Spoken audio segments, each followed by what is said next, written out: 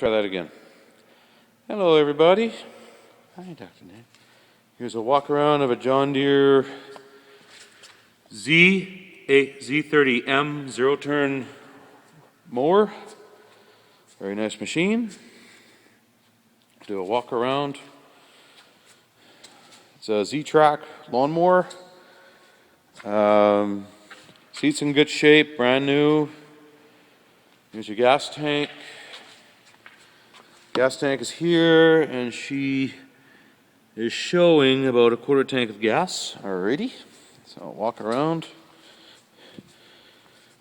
Deck lift.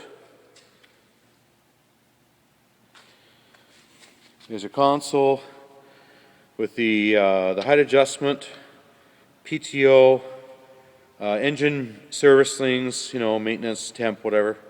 Key switch. This is your throttle, and there's a choke. Okay. And it's powered.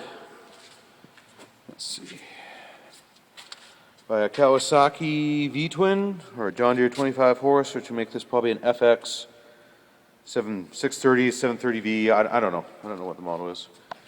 Very nice, brand new. And the seat, whatever. And that's it. So I hope you enjoyed that video. Take care and have a great day. Bye.